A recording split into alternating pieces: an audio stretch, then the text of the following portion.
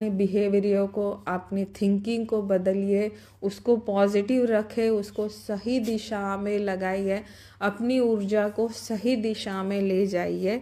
यही सबसे बड़ा ज्योतिष का उपाय है और इसी से किस्मत चमकती है। फिर होता है कि आप किससे चीज़ें ज्ञान लेते हो।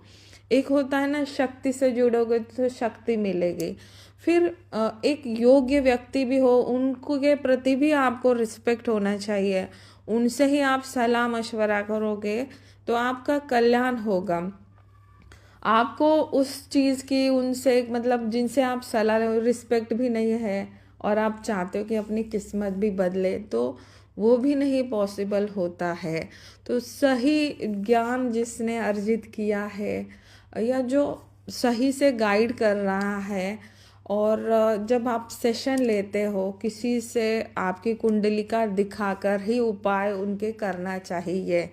बिना बिना जैसे ना, डॉक्टर के पास भी अगर आप जाओगे तो वो डॉक्टर पहले आपकी प्रॉब्लम देखेंगे, फिर एक पैकेज में आपको चीज़ें देंगे, वो फ़ायदा करती है आपको।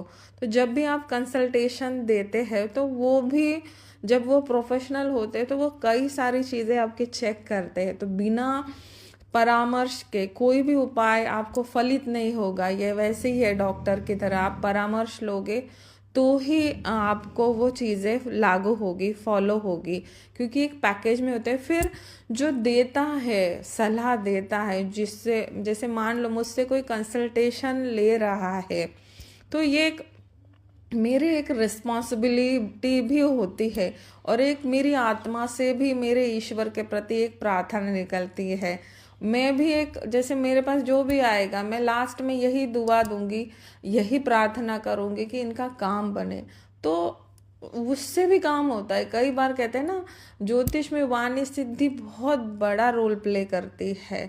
या आपने क्या बोला प्रेडिक्शन सेशन में, क्या ईश्वरीय चीज़ें हुई और उससे आपके काम बन गए, मतलब आप किससे जुड़े और आपके काम बने।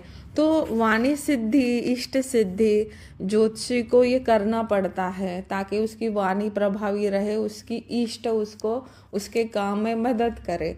जब हम इस विधिवत तरीके से ज्योतिष करते हैं तब वो ज्योतिष फलित भी होता है और उससे दूसरों का भी कल्याण होता है, आने वाला व्यक्ति को भी फायदा होता है। तो इस तरीके से आप किसी से परामर्श लेंगे तो आपका फायदा होगा। पर अगर आप मन से ही सारी चीज़ें करोगे तो आप भ्रमित ही होगे।